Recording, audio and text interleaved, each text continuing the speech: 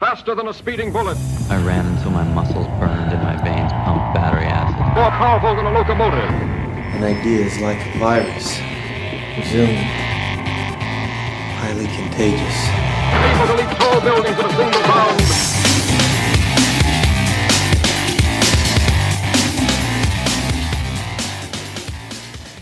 Hey guys, Jared Moon here from Dietary Fitness, and welcome to the Better Humanology podcast. Today we have Dr. Robert Pastore. He has a phenomenal story, but not only that, work in academic research to back it up. Very cool stuff. We talk a lot about how dietary sensitivities can impact your recovery as an athlete, how to figure out what those are, maybe some starting points. You know, before we even talk about blood testing and scratch tests and all those things that you can do, he has some very practical recommendations for just getting started to figure out, you know, kind of the direction you should go. And I found it very relieving because there is a lot of academic information in this episode, a lot of, what can be overwhelming at first information, but if you really just listen and let him break it down, it all does make sense. So don't get scared away by it. I think you can find some very practical tips there. Then, we also talk about how neurochemical imbalances negatively impact optimal performance. And from there, we dive into sleep and a lot of other good information. It was a lot of fun, having a conversation with Dr. Pastore. So I think you're going to get a lot out of this one. Take some notes and see how you can really apply this to your life to become a better human. So without any further ado, here is Dr. Robert Pastore. All right, Dr. Pastore, I am pumped to have you on the Better Humanology podcast, man. Welcome. Thank you so much. It's such an honor, Jared. Thank you. Yeah, it's going to be a lot of fun today. We're going to start with some challenges, get everyone get going a little bit. So I'm going to throw that to you. How about a fitness challenge to start everybody off? I got to tell you, one of the most challenging things I experienced, and I'm definitely going to confess that I'm not an athlete. I'm a scientist geek who worked with some of the best athletes on the planet. So that's my claim to fame there, is definitely the slow fitness movement. I've watched some of the most tough, strong, CrossFit trained athletes actually suffer and wince at a 900-pound leg press that you had to count to 10 or 12 seconds on the push out and then on the reset back to the starting position. A full workout like that I actually participated in and did so for a year, and I found it to be one of the most challenging things I've ever done. And very, very fit people have told me I was correct on that fitness challenge. So if anyone's out there is up for it, I think it's a lot of fun to look into it, definitely. I think it's great because, you can get in a rut as an athlete. And even if you're really strong and do lots of things, slowing that down and controlling it takes a lot of mental power, and it's also pretty painful. So that's a great challenge. And what's interesting is the weight the amount that you're lifting is so much heavier than a standard free weight routine. You're really locked in. And while yes, you can do it with free weights and you could even do it with your own body, it's just remarkable to see how much people lift. I mean, I witnessed well over 1,000-pound leg press on someone that was an expert in it. There's definitely a period where you adjust. There's a cortisol spike that transpires because it's so stressful for the body. But once people get past that hump, I personally think it could be a remarkable experience with a low rate of injury. Awesome. All right, how about a mental toughness challenge? Go get a PhD. Yeah. If I could just be so bold here, my friend, it's master's degrees. Have that. There's some people who they cheat and they do the BA to the PhD. It's just a longer program. I'm teasing. They're not cheating. I'm just being funny. Excuse my sense of humor. But a master's degree program it's amazing, and you actually become a master in the topic you're studying. It's so much better than the undergraduate level. You're really focused on your core subjects. Then you open up a can of hurt when you move into the PhD realm. It's absolutely shocking how much you must perform under the same constraints of a semester for a PhD. It's mind-blowing. Greatest thing I ever did academically. Couldn't be more happy, but that is my mental challenge for anyone out there who wants to take it on. Yeah, take it on. Awesome. I like that one. All right, now how about a book recommendation? If you don't mind, an oldie but a goodie, and it kind of got me through many, many aspects in life. It's The Road Less Traveled by M. Scott Peck. Okay, awesome. I don't know if anyone read that, but I'm a big fan of just looking in yourself and seeing things you may not really notice until you really have that time for introspection. Awesome. Love it. That's a great recommendation. All right. How about you give us a little bit about your background? I mean, take us back as far as you feel like you need to, all the way up to today, and what you're most excited about working on. Oh, sure. Thank you. So I guess I'll start from the beginning. I've always was a science geek, and it was kind of forced upon me. I went to I grew up in this like Irish Italian Catholic neighborhood in Queens named Howard Beach, Queens. Unfortunately made famous for the mafia, but there was an old side where it was just, a bunch of little kids running around town. And I was always just had this just incredible interest for science, but also wanted to hit a baseball really well. So I did both, but it really was this one amazing teacher named Miss Richardson, who was the only non-nun that I had as a teacher, and she happened to be a science teacher. And she said to me something that was so mind-blowing as a kid who was raised in Catholicism at the time. What happens if you're the reincarnated version of Robert Louis Pastore? Your name's close enough being Robert Louis Pastore. So it was just like, wow, maybe I should I loved science and it was just my favorite thing. And when I was told to make a volcano as a kid, I actually made a volcano that exploded 9-foot diameter and really went off the charts. And as a little kid, even came in third place in the science fair when I didn't want to participate. So I just felt that it was always there. But what really is interesting to the story is what happened to my own health. So I basically was sick on and off with so many different types of conditions and chronic infections, and finally got a horrible diagnosis of some heart problems by the age of 20. And lo and behold, I actually ended up having, and I'll spare you the details of how long it took to get there, but I ended up having a food-based disease known as celiac disease. Now, my doctors at the time thought it's impossible for those two things to be related. So unfortunately for you, young man, you have two separate diseases. And that just didn't make sense in my young analytical mind, especially because, again, pursuing science and loving it, and was close to finishing a bachelor's degree at that time in upstate New York. I was off all medications for my heart within 6 months of treating this thing that I could attack, something that I didn't have to take a pill and I didn't have to do another test. I just had to really very strictly eat a certain way. And by 6 months, I was off all medication. So that completely, it changed my life. I was thinking of being like a neurosurgeon, and here I was saying, nope, now I got to study everything there is about nutrition.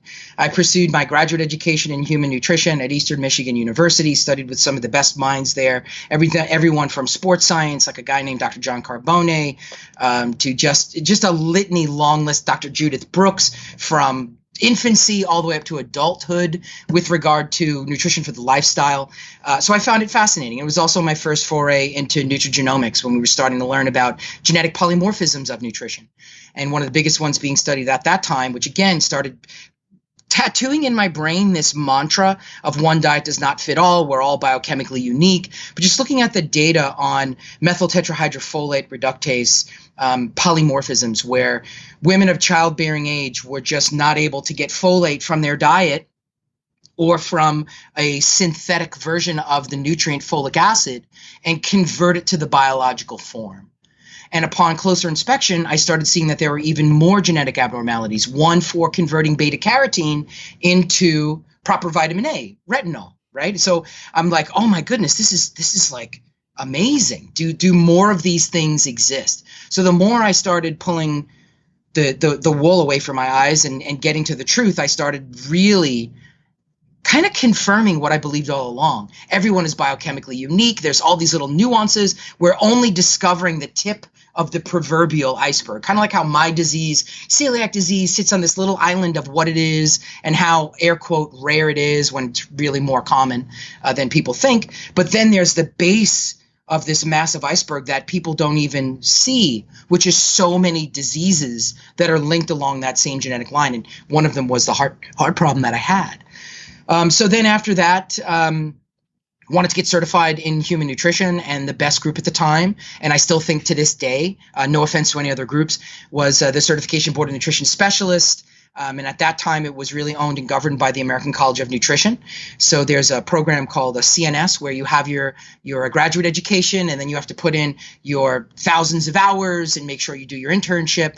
And during this time, I was working in internal medicine and loved practicing clinical nutrition, which I actually considered applied biochemistry, which is what I was really doing, looking for different deficiencies, looking for these aforementioned polymorphisms with the best technology we had at the time, and trying to make sure every individual had a specific way of eating for them.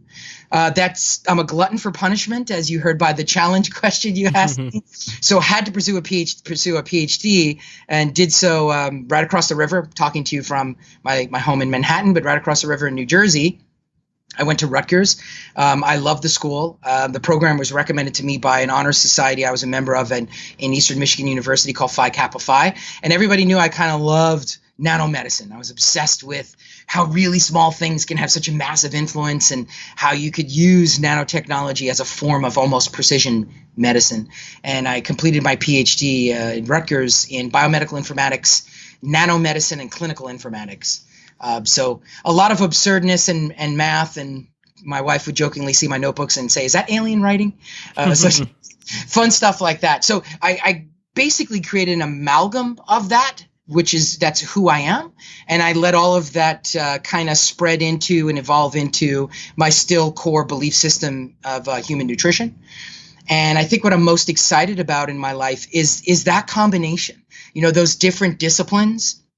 And having that knowledge base, that background in biomedical sciences, and then the mathematics of them and the application of them, the clinical informatics side, which is basically another way of saying translational medicine, which is really precision medicine, the right drug for the right person at the right time. Like all those questions constantly in my head. Why are African Americans more predisposed to hypertension? Why is this subset of people more at risk for this condition? Why is there a higher incidence of my disease in people that are more truly Italian when I'm really only 33.8%? You couldn't tell that looking at my face or saying my last name. But those are just the facts. I'm more British and Irish than I am Italian. So it's that fascinates the heck out of me. And I'm grateful to say that that's something that I can't see ending anytime soon. All right. Because we're constantly learning new things genetically. That excites me every day. That's very cool. Awesome background, and really cool story too, coming from, I love it when people get passionate about some sort of personal ailment that kind of inspires them to take the path that they've taken. I think that's very interesting. Now, one thing that you said in there, I agree with just as a coach, but I'd like to hear more about this individualization, I guess, of the diet. Thinking that, because a lot of people, I think as in the industry, it's moving more that direction. That's just how I feel. I think more and more people are realizing, even other than people who are dogmatic about their approach to nutrition, most people have an open mind and say, hey, we're all different to some degree. So what makes you feel that way, I guess, from a scientific basis, that, we're all different and we're all going to react to different things different ways? Dynamite question. And I'm sorry I have to say the facts. You don't get that in an academic institution. You get that when you're out in reality. Right? Because you're trained on an academic level, just strict nutrition core sciences in a regionally accredited university. You're not learning about, if you're studying keto, it's because there was Hopkins studies on kids with, seizure disorders. If you're looking into hunter-gatherer diets, which I really pushed the envelope, and I did a 12-month study on human beings on a hunter-gatherer diet, washout period, put them on the American Heart Association diet, who had the best lipid values, right? So I did that because I love putting things through that challenge. But again, there was not one class that influenced me that way. That came from having the credentials that allowed me to have the jobs, the gigs, where I could really start seeing people. So when I was in internal medicine, Jared, I had to live across the street. I had to move across the street because I worked 100 hours a week. And I did that from 99 to 2005, putting in enormous hours, seeing sometimes 1,000 patients a year as part of a cog in the medical wheel that was this practice. It was really learning and just knowing it in my gut, knowing my disease, knowing that this X many grains were just not right for me from my disease perspective, and all the refined options that kept coming out, I really didn't want to nourish myself with. Obviously, instead of having this refined gluten-free substance X, I would rather have a sweet potato, just was so much more logical. But seeing it actually happen and change people's lives when they would eat something versus something else before there was even proper testing that I was doing, really hit home that it really made that resonate with me, that whole mantra of mine: we are all biochemically unique, one diet does not fit all. I remember one of my first lectures I gave way back in 1999, I said, I please name, because the Atkins diet was just beyond vogue. And I ran into Bob Atkins, and I saw him in different formats academically, and really sweetheart of a guy. But I remember saying in an academic forum, tell me the person who's dogmatic about that type of diet and lifestyle, no stones thrown, that would take a 90-pound Asian woman and strictly make her adhere to no more than 20 grams of carbohydrates per day and see what would happen to her health. I mean, I've watched people just fall apart by making those types of dietary decisions. And on the flip side, people going vegan, no matter what their size is, and actually feeling sick. And I was one of those people. It just was not right for me. And I've heard a lot of famous people in the industry right now that have very big companies that have even said on podcasts like this, I've been trying to go keto, but I know if I'm less than 100 grams, this is how sick I feel. And another person, you'll hear is like, oh my goodness, I'm below 20 grams of carbohydrates and I never felt better in my life. So I really got this view from seeing patients, working with thousands and thousands over years, adapting that to different disease states. I really feel that there's like nothing I didn't see by the end of my 18-year career, even though my last 8 years were just heavily pro sports. And then I got to be honest, that's when my eyes opened gigantic, like an old-timey cartoon, was seeing athletes that are so incredibly physically fit and look like they were chiseled by Michelangelo, so incredibly sick at the same time. And there was like almost a facade that was going on. And then you start digging and looking at the puzzles and seeing the ramifications. So there's a lot of genetics to their abilities and their physicality, and also, of course, to the mistakes they were making diet-wise and how that was interfering with their health and how they would recover and how they would just stay in a normal nutrient status range for various things. Yeah, I'd love to discuss that a little bit more because I know that's one of your expertise. So specifically dietary sensitivities impacting recovery, something I'm very interested in talking more about, like how we find out what we're sensitive to, how it can actually impact recovery and all sorts of things, anything to help out the athletes. So let's dive in there if you like. Yeah, thank you. And I stopped, I retired from practice in 2013. I should have said it at the top, to pursue my research interests. So up to that date, and there's a lot of stuff that's constantly developing. There's interesting research coming out on looking at food reactions to tumor necrosis factor alpha. There was a positive study that was done in irritable bowel syndrome on an older test called ALCAT that was published in a journal that's very well known as BMJ. For me, it really was a combination of two different tests that I found incredibly valuable. Of course, listening to someone, right? If I would have someone sit across from me and say, when I eat onions, this keeps happening. It's kind of like the old joke where the guy went to my doctor and I said, when I move my arm like this, I get a headache. And he says, well, stop moving your arm like that. The joke becomes, well, maybe, not in all cases, but maybe your body's trying to tell you something. It'd be wise not to do that. But the scientist in me was always, let's see if we could prove that. How cool would that be? We have really archaic tools that are trying to understand your phenomenal human body. It's like, oh my goodness, you have any idea how amazing you are to get from gestation to present? You are remarkable, and we're going to try to use these tools to see how you immunologically react to what you should normally have an innocuous relationship with, right? You should be eating things that your body only reaps benefit from. When you're in any education of nutrition, if you're studying to be a registered dietitian, you're learning what foods are great sources of iron, what foods are great sources of calcium. You may pepper in babies can become anemic if they have a cow milk allergy. But guess what? The textbook stops cold if you got a 30-year-old woman in your office who's anemic. No one says, dang, could she still be allergic to dairy? Oh, allergic to dairy, you outgrow that by the time you're 2 or 4 or whatever lies are published are actually not fact. So my entire 18-year practice was being a detective at the best technologies available. IG immunoglobulin, IgE, RAST, blood test, scratch test, 100% academically supported, university supported skin prick analysis, delayed, interesting, avant-garde, but published immunoglobulin IgG4 subclass. I loved that test because it was just fun to say to someone on that analysis. It would just measure a delayed immunoglobulin reaction to foods, not an allergy, just your immune system is finding this to be a problem. And look, I'm aware of criticisms to direct IgEs towards foods and IgGs towards foods. This was a separate subclass known as IgG4, and I really respected the doctor that published one of the papers. Her name is Dr. Janine Driscoll.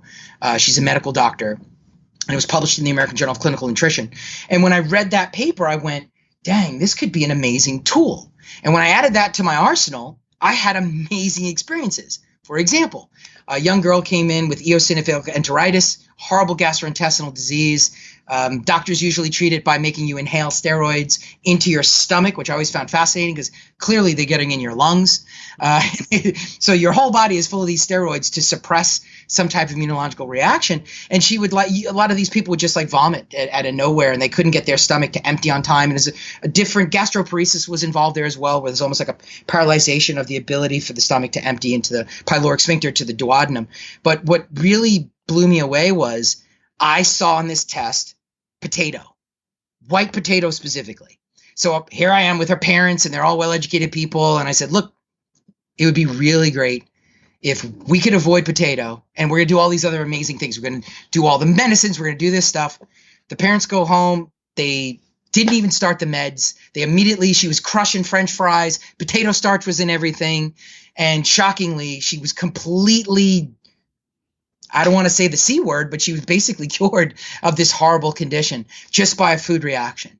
About 4 years later, in an amazing journal that's a subjournal of the journal Nature, and it was, I believe it was a sub-focus on gastroenterology and hepatology. It was shared with me by a brilliant gastroenterologist that I worked with a lot in New York named Dr. Alan Raymond, super smart guy. So he sends this to me with a smiley face, and he goes, "You are ahead of your time."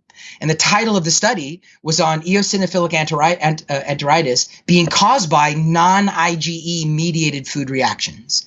And it specifically mentioned the IgG4 subclass. So it was this just crazy sleuthing, Jared, where I wanted to find out, what food could be bothering this person? What is your relationship with your diet? And forgive me that I'm redundant, but I knew it wasn't the end all be all. I'm still taking in I wouldn't say to someone, see, tomatoes are fine. When you told me that they give you this rash, I'm calling you out. Of course not. But in addition to what you feel, what are you not feeling? But you're feeling it in other ways. And that really was my entire benchmark in recovery. So that work that I did in pro sports led to my ball players first needing less Mobic or other anti-inflammatory agents, off-season or mid-season, which is even more stressful, needing less cortisone injections. And it was a real big deal trying to take that pain away. And it popped up in a lot of the press, and I've never been seeking for that, but it just would kind of leak out. In one of the websites I'm affiliated with, I could share with you, another time, or Lexi could share with you. You could see Forbes, Washington Post, there's a paper in Arizona. I can't remember the name of it, but all of those are laid out of the ball players, big names, reporting how me doing this got them to stop feeling X, Y, or Z and credited with going on with their careers. And to me, that's exciting. And whatever you're being insulted by immunologically is absolutely interfering with your ability to heal, because part of the immune system response is inflammation. And so do you have with everyone being unique, do you recommend people get blood tests done, work with a professional, or start by a specific elimination diet that works for some, but, what are your recommendations for people? I think I think a lot of your listeners probably lean towards a specific way of eating, right? There's in my community, in the PhD realm of people who are still interested in nutrition, definitely my graduate education, there's different camps. I don't know if you're familiar with Volek. Everybody loves Jeff Volek. I love Jeff Volek. Jeff Volek has written some of the greatest peer-reviewed published papers leaning towards and just supporting a lower carbohydrate intake. Then there's other people, like Dean Ornish, that has his belief system and has his published papers and has shown some wonderful results. So my first answer to that question is, whatever you feel most comfortable as your home for how you nourish yourself, start there. A really healthy diet that you just know after a month or so, I feel good eating this way, but there's still something wrong. Or if, unfortunately, you're still a sick person, but you feel your gut tells you, I still feel better on high or low carb or Paleolithic or whatever it is. Once you got that decision kind of made, I highly recommend working with a nutritional professional that would run some very specific tests. And I'm not endorsed by any laboratory. I want to make that very clear. I don't get paid by any laboratory, and I'm certainly not endorsing anyone now. But I will tell you what I did years ago. I became a really big fan of 3 tests. I loved traditional in your allergist office, covered by insurance scratch test with an immunocap blood test that would be done by like a Quest Diagnostics. And then on top of that, I absolutely fell in love with a lab that was called Metametrics Labs that was acquired by Genova Diagnostics. And Genova still has the panel that I recommended. And it was an IgE RAST blood test towards a group of foods and the previously mentioned IgG4 subclass antibody response. And I really see it as, it's not here to diagnose anaphylaxis. People know that. Right? The person ate a peanut and they went, I don't want to do that again. And I've known people like that in life. But I'm talking about all these cases where you just feel like something's going on or you have this nagging problem. How could it hurt? Could it be your diet? Right? I've seen people put more attention to their car and a weird noise it makes. Yeah. But not even think about how they're fueling their body. Right? They're snobs at the gas pump and in the auto shop. But they're not even oh my goodness, what am I eating? What did I eat? What are all these little things? Because there's so much that's involved in our food, from cross-contamination to me having lunch before seeing you, me having celiac disease. I try to find restaurants. I had a lunch meeting that they're understanding of that. And even then, you have to have them go check with the chef, because just as recent as an hour ago, the server came back to the table and said, I'm so sorry, sir, this actually does have some flour in that. And I said, well, then 1, it shouldn't be labeled gluten-free. 2, that's why I speak my mind and say what's going on in my body so that I know what I'm putting inside it, so that I thankfully didn't do this session from a hospital bed. So, because I would cancel on you. Yeah. Wow. Yeah. And, that's something I've just realized myself. That's, without getting into any blood testing or anything like that, I just started to, I got very interested in the paleo diet, I think 2009, 2010, tried it and it worked really well for me. And then since then I kind of would bounce around to, I tried, there's a big, like, okay, athletes need way more carbohydrates. So I tried, a higher carbohydrate diet thinking that was the way to go. But it was never definitive for me. That a higher carbohydrate diet worked. I always found that just lower carbohydrates, but enough to support performance, not incredibly low for, I'd say, the last couple of years, have just what I find works best. I'm mentally sharper. I don't have any like real big energy crashes, and I just feel fine. And so you're saying after you kind of get to that point where you're like, okay, this is what I think is working, then start with some tests and, finding out things to dial things in even a little bit further. Yeah, I think it's a smart way to go. And if, this is the one body we have, right? And, I'm 49, man, and I wish I could go back in time. So it's something that I think is such a worthwhile investment to understand our relationship with what we eat. And what's so fascinating to me is how my results never changed. I have 2 massive enemies in my diet. that have always been there. And I'm positive I was born with them now that I understand the genetics, which is a whole other conversation, right? Like my disease has specific genetics that don't even require blood testing to know my risk. Those are known as DQ2 and DQ8. There's a line of genomes for my disease. But for me, dairy products from the casein group to alpha-lactoglobulin and beta-lactoalbumin, which is better known as whey to the fitness community, those are so evil to me. And they only got worse as I got older, even though I 100% militantly avoid them. If my mother-in-law accidentally prepares something with grass-fed butter, I will find out by getting my first round of 3 migraines within 3 to 7 days just of eating that. And then I'll say, geez, I'll start playing detective again. And that's my number one trigger. So I had, while I had that lovely heart disease problem, lower on the totem pole were migraines so bad, and I'm so old, they didn't have MRIs. So I had my brain x-rayed, which explains a lot, says my wife. When I was around 11 to 14, doctors couldn't figure out. They actually thought I had a massive brain tumor. I'm so lucky, knock on wood, that I didn't. Believe it or not, all that trauma and pain and the years of drugs for that, I would go through a bottle of Tylenol a week by age 9. Did nothing. Injectable Imitrex, did nothing. Dairy. 100% dairy. And every blood test I was able to do, especially from the aforementioned lab, popped up. And it's been there my entire life. It's genetically programmed. I've even heard some doctors say, well, if you're not eating the food, it wouldn't show up on the test. And that may be true to some extent, like my celiac disease, right? I would never do a tissue transglutaminase, TTG-IgA is what it's called, definitive, oh my God, could this person be eating gluten while they have celiac disease? It's going to be negative because thankfully I avoid that food. Doesn't mean I don't have celiac disease. It means that I'm in remission because I'm treating the disease that'll never go away. But what fascinates me about my dairy allergy is it's kind of like tattooed. I can't get rid of it. It's always present in the blood work. And I've tested myself from the age of 25 to present.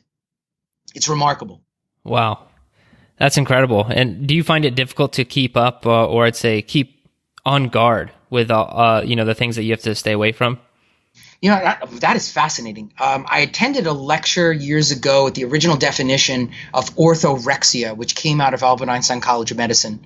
And I had a lot of friends at that great institution in New York.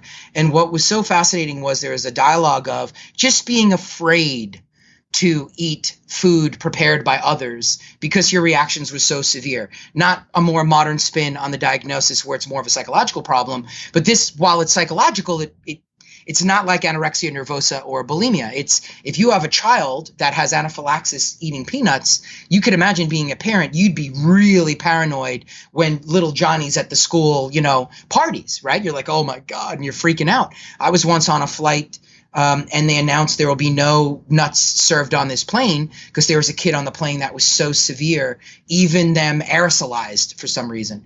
He would have a meltdown. I'll tell you this, with having said all that and having been extremely dogmatic, I am petrified of now the outcome at my age. The migraines that I get from dairy, while not life-threatening, they feel like it. If you know anyone that's a migraine sufferer, I had 17 years of migraines. They're brutal. I remember my first migraine at 5. And they just shut, and I had them every day. And it was 100% food-based. And I grew up in an Irish and Italian house where dairy was with everything. Every meal and snack had dairy. So it just was me chronically being poisoned while having celiac disease. So I don't have a problem being vocal about it. I prepare as best as I possibly can. I'm so social and gregarious. I don't have any issue attending any event. And if I'm going to go to something that I know in advance I can't eat, I will be prepared. I will not miss out on being with the people that I care about and love. I will show up nourished and be present. I don't let it interfere with me living my life, but I'm aware that it's something that is critical that I have to pay attention to have a healthy life. That's awesome, and that's my in-laws are both not. I don't think they are technically celiac, but they've had gluten.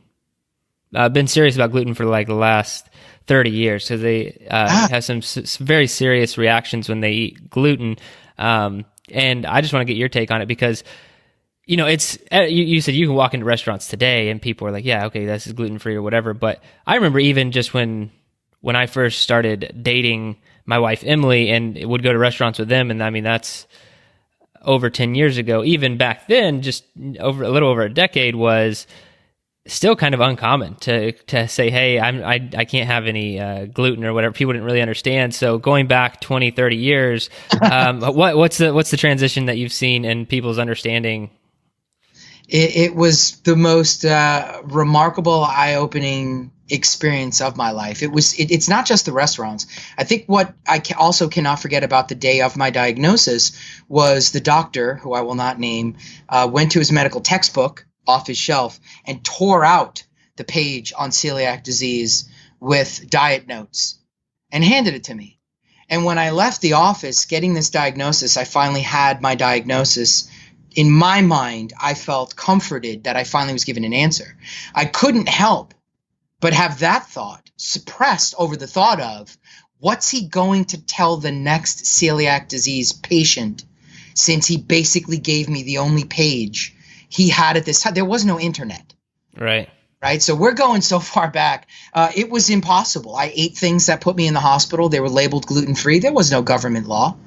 My brother once freaked out because I was hemorrhaging, and both ways, by the way. So sorry for the too much information. It's just a reality of my disease. And what happened was the gluten-free flour they chose to use was rye, which is clearly an extremely dominant gluten flour. And it's just, so I watched transitions from complete ignorance and jumping on the bandwagon to hopefully make some money to horror. There was, and please look this up, there was a chef at Tavern on the Green that was serving people, he's no longer there, would serve people regular pasta when they would ask for gluten-free pasta. Just because he didn't believe in it? He didn't believe in it, and he loved that they would go, well, it tasted good. And he didn't understand that it wasn't anaphylactic. Like, let me give you an example of one of the symptoms of celiac disease. Would you like to hear it? It's interesting. Yeah. Small intestinal cancer. Wow. Yeah. You get that? So do you feel you have cancer? Did you ever meet a woman that goes, oh my God, I'm jogging today and I definitely think I felt breast cancer? No. They'll do a self-exam and feel something and maybe go to a doctor. I promise you, nobody feels the beginnings of small intestinal cancer. So it's ignorance that I watched grow to, sadly, then fatism. I sat next to a table where a woman in Manhattan said, do you have gluten-free bread? I want gluten-free this, gluten-free that. And then halfway through, I watched her just start eating the regular bread at the table. And the server was a little annoyed because the kitchen went out of their way and used different utensils and pans and all that. And the woman said, oh, I just do it for, to watch my figure, or whatever line she used. Mm-hmm. But I was just... To quote my Uncle Jack, an ex-Marine, I got my Irish up. I was just so angry at that because I actually have a real disease. So I watched this massive change. But to say something about your in-laws, this is what I think is going on. I think definitely, like the great Dr. Alessio Fasano, and if anyone is listening, please YouTube any one of his lectures. Brilliant medical doctor out of the University of Maryland. Love him. My fantasy is to work on a project with him in the future because I think he's that much of a genius. But Alessio Fasano really feels that there's kind of like more of awareness of an actual condition known as non-celiac gluten intolerance. I do believe it. I think we're getting better at how to measure it. I think I have some concepts of creating a test that could actually measure it. But I would like to state that I believe it's also a warning that that individual may develop celiac disease if they were to ignore those signs. Just like I was saying about, eating something even though it's bothering you, like your in-laws are just very astute and they knew, hey, wait a minute, this is bothering me. What I've learned in celiac disease is the following, and I researched it heavily. 83% of people with celiac disease are not diagnosed ever. And it takes an average of 10 years to actually get a diagnosis. So you go to the first doctor and you complain of these symptoms, and the average time from that first complaint is around 10 years. Wow. And I've done so much work to try to stop that. I have a paper that is pending publication on an artificial intelligence that I designed to actually think like a medical doctor's brain. It's more accurately called a clinical decision support system. So it helps the doctor, doesn't even have to understand what they're doing. They just have to be able to follow a terminal, and they can walk a patient all the way through or out of a diagnostic system. So I'm trying to automate so what happened to me doesn't happen to anyone else. Now I want to shift gears a little bit more here, and I'd love to dive into how neurochemical imbalances negatively impact optimal performance. This is, I think that it'd be a very interesting topic and something I don't know a lot about. So I'd love to really just be educated by you on this topic and dive in here a little bit. Thank you. And I think you're going to find this fascinating. So while I taught neuroscience and I've written courses on the introduction to neuroscience, I've been fascinated with the catecholamine synthesis pathway. Our catecholamines are the things that help us really focus and also have optimal muscle twitch response. We know them as dopamine, norepinephrine, and epinephrine. And those are the catecholamines of just, again, excruciating focus. We want those. If we now tie that background understanding and what I used to teach on to when I was working in practice on athletes, from weekend warriors to the top, I started seeing, especially in the top athletes, the dramatic impact of, there was a night game in my basketball players, my NBA guys on the West Coast. Now they're going to fly to play the Knicks, and they got 3 hours time change. They're all hopped up from the game. I always felt they were running on adrenaline. And when I started looking at them, I would then, and questioning them, I would start seeing a massive impact on their sleep. So I said, is it just my set of players? Is it just my guys? And I started looking at the literature and what has been coming out. And I've been attending a lot of sports conferences run by like the top doctors for the biggest teams. The last one I was at was in late June at the 76ers complex, where they actually do a lot of their education and training for the 76ers. And there was so many brilliant minds there in the world of sleep science. And that's where it really set everything off in my brain. The average athlete in clinical research that performs at the top of their game is so stressed out, they lose about an hour and 40 minutes a night average of sleep. Wow. You probably know from Paleolithic blogs, from your own blogs, your own work, how crucial sleep is for recovery. And I think you'd agree with me, and please correct me if you disagree, or share your opinion, please, that without optimal sleep, you could train like the best in the gym and you can eat phenomenal for you. You're not going to get the gains or the goals met that you really desire optimally. There's always going to be some suffering there. And we've noticed an increase in injury. We've noticed that it's almost like playing legally drunk for these incredibly talented athletes. So it was that type of neurotransmitter imbalance and how that could negatively optimize performance that made me start thinking, here it is in sports. What about the CEOs on Wall Street? What about the dads that don't sleep and they got a newborn? What about the person who works 2 jobs and they're trying to get their kids through school? How's that affecting their bad hip, their back, their shoulder? They're trying to train, right? Like my executive assistant hurt her back and she's not training as well as she used to train. Could that, is there a role of her sleep performance there? So for me, looking at an individual's neurochemistry, because you can't say sleep without even thinking of brain chemistry, right? That's just one of them. And then how that interferes with the rest of your life. If you don't sleep, then you're angry, you're craving more carbohydrates, you're not eating as well. Now you're off the game. So now the diet's just destroyed, and that's creating pro-inflammatory environment, which is drastically impacting your performance. So for me, it all is involved in sleep, and that started my relationship with a brilliant mind out of Cornell named Dr. James Moss. So Jim is in his kind of his retirement years. His last book is going to be coming out, and I'm really looking forward to it. And I've loved everything he's written. He's broken records of the most attended freshman class at Cornell. Brilliant mind. For anyone who didn't look up his work, his last name is spelled M-A-A-S. First name James, and he did his PhD at Cornell. So James was really fascinated with the work I was doing in sleep science and sleep research, and what could we do to optimize sleep? And he was doing his own much more in-depth research into sleep science and what could we do to optimize that. And Jim has worked with some of the best Olympians and everyone from figure skaters to gold medal hockey champions. It really is. We start with sleep. We start with what habits we have in our life. How late are we having caffeine? How much blue light do we have right in our face? Right when it's time to go to bed, we're staring at some type of device. That's not what you're supposed to do.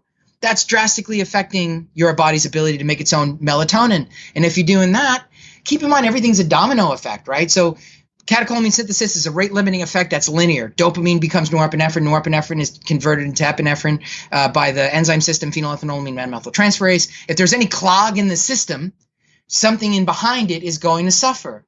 If someone's completely blocking melatonin production, serotonin production can theoretically suffer. Now you have a sad person who's not sleeping well, who's eating really bad. Can you see how performance is destroyed?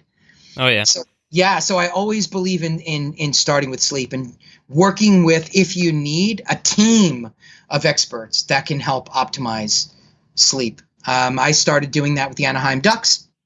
We had some phenomenal tentative data that came out of them. I'm having that analyzed. On average, 33 of the pros for the Anaheim Ducks were using something that I developed to try to help sleep with their own sleep program, and we ended up increasing their sleep after a 6-week period of time by 63 minutes a night. So that's the difference between having, pardon me, a drunk athlete on the ice or an athlete who's stronger and more recovered, and then they're going to be more able to do everything else they need to do.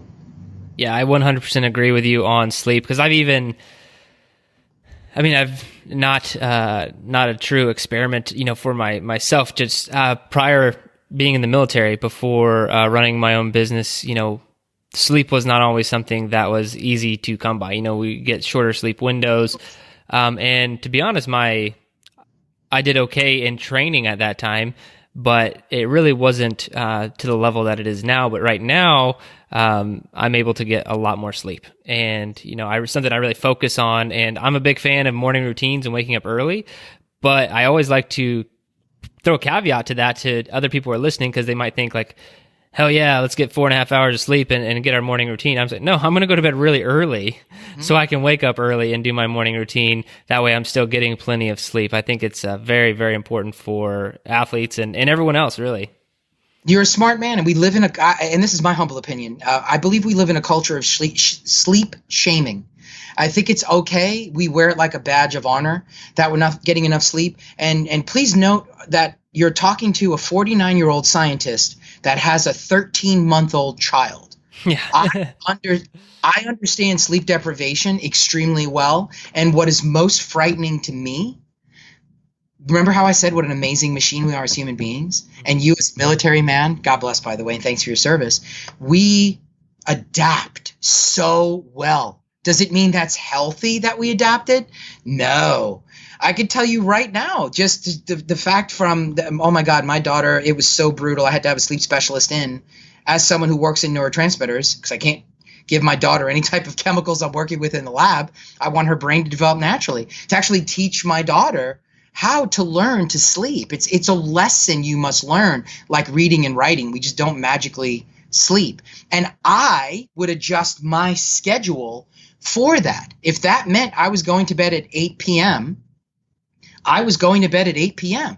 to get as many hours as I could. But when I didn't, and in the beginning when my daughter would be up, every half hour, sometimes every hour at least while she was being nursed, I wanted to be involved in everything. I'd be sitting there right with my wife as my wife's breastfeeding. I was there. It hurt like heck because I'm an older man, but it was a great lesson. When I was younger and I was in internal medicine, I worked 100 hours a week. I didn't sleep. It was just part of that lifestyle, and it was extremely detrimental to my physicality. So if we could get people to understand it's not a macho thing, it's not a testosterone cool thing, it's not a grandiose thing we should brag about. We should be doing everything we possibly can to get as many quality hours under our belt every day. And like you said, morning routine. So I kept with that schedule myself. I'm a 9 to 5 guy, but that's PM. I go to bed at p.m. I'm up around 5-ish a.m. and I got to tell you, I bounce off the walls with energy, and it's the best thing I did. That's awesome. Yeah, you seem like a very energetic guy, which is awesome. You attribute that to a lot of your diet and sleep that you're doing right now? Definitely. It's my sleep. I get as much sleep as I possibly can. I really am militant about my dietary allergies and my lifetime disease, celiac disease, to the point of if I have a doubt, I won't consume it. I think that's a really healthy thing to have, because I've lived on the other side of the spectrum for so many years where it was a detriment. And here I am feeling healthier at 49 than I did at 21 by a long shot. So yeah, I absolutely attribute it to my lifestyle. Knock on wood. I'm so happy I'm not on any medications. Everything and it's funny, you don't realize how old your parents are until you're that age. So, I'm thinking, I was like, oh my goodness, I think my mother was on, blood pressure control medication since she was 40. And I don't have any of those issues. And it really is that. And I always have goals for myself. My goals is having a 13-month-old just really started seriously getting back into the gym and enjoying the heck out of that. For me and my body, I really love that.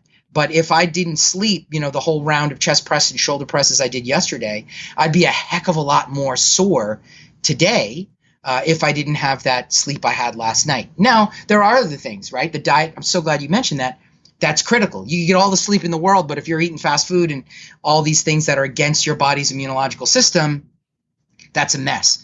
We can't forget the fact that the gut-associated lymphoid tissue, which is the bulk of the human immune system, resides in the gastrointestinal tract. So obviously, what you eat is so critical to how you immunologically react to your internal environment. Awesome. All right, I'm going to jump to the quick fire questions of the show. Are you ready? I love it. All right, what's the hardest workout you've ever done? It really was that slow, intense training. I'm embarrassed to admit this. I did want to cry, but I didn't, but I felt like I wanted to. That's awesome. All right, now, in your opinion, what's the best activity for building mental toughness? I think the best activity for building mental toughness is taking on an academic challenge that has strict deadlines that you're originally afraid of or uncomfortable doing. Okay. So if someone said, I'm really not great in math, I would say to them, awesome. Sign up at a community college for an introduction to statistics class, even if it's online, and make sure you have to participate in and submit every assignment. You're not even going to believe by the end of that semester how much better you are with word recall, name recall, vocabulary, things you're not studying, how fast you can respond to something. It's going to come out of you opening up that area of the brain that you were afraid of. Awesome. All right. Now, if you could only have one piece of equipment to train with for the rest of your life, what would it be? Free weights. I'm a massive believer in strength training. I think that you can do an amazing amount with just a set of free weights. Just having a good set of dumbbells even, I think, is remarkable. The literature on that has blown my mind. I've read studies out of Harvard on octogenarians and older still building muscle and bone just by doing something as simple as sitting in a wheelchair and doing hammer curls. That to me is remarkable how resistance training can affect us. And that seems the most portable. Yeah. Awesome, man. So I'm going to ask you the last question of the show, the important one, should we say. So what is the best advice you have for becoming a better human? This is 100% open-ended. Wow. That's an awesome question. It's a hard road to get there. I think being true to yourself, no matter what the perceived outcome can be. And I attribute that to being blessed by being really heavily raised in my teenage years by three wonderful Marines, my three uncles. Sadly, my father passed away of prostate cancer at an extremely young age, which we believe he had celiac disease, but was never diagnosed. And it was always, that message was always, you can't have a bad, really, truly bad day if you really were true to yourself that entire day. And if you get to that end of that day and something's really bothering you deeply, if you really write it out, not mentally think it, really write out everything that transpired and dissect it, somewhere in there, there's something that part of it is you just weren't true to yourself. There are things that unfortunately are beyond our control in some instances, right? Really horrible accidents, diseases. But the thing we can control is really being true to ourselves, not just going along with something or getting involved in a career that makes us so miserable we're going to have a heart attack by the time we're 45. I think, and I hope I'm explaining this thoroughly enough for what I'm hoping I can get. I wish I could get my heart into this microphone to explain how important this is. I think it's never too late to spin on a dime, man. It's never too late to say, you know what, this is what I want to do. I've met so many amazing people in my career, particularly when I was in practice. I met a gentleman who made a fortune and lost a fortune on Wall Street and then started a nonprofit and was never happier in his life.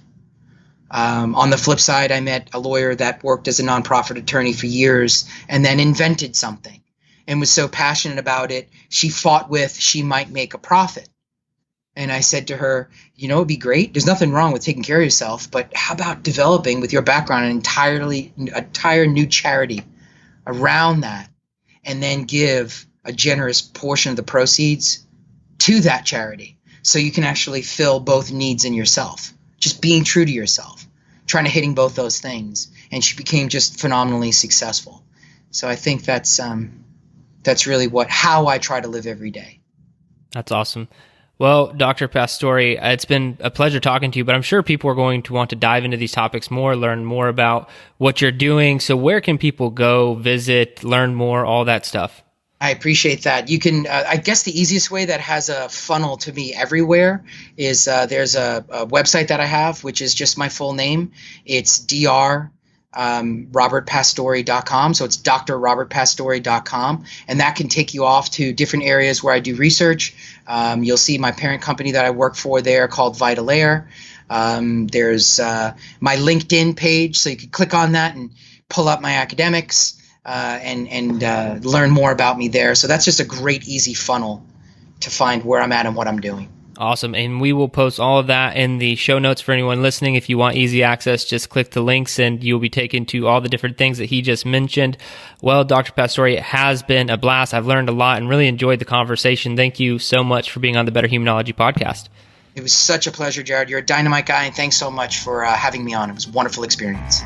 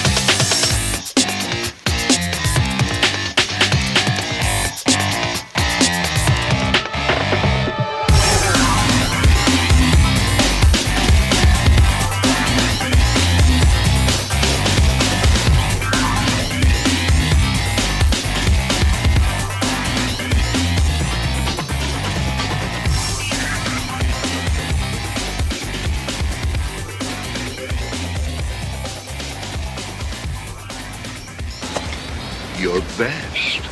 Losers always whine about their best.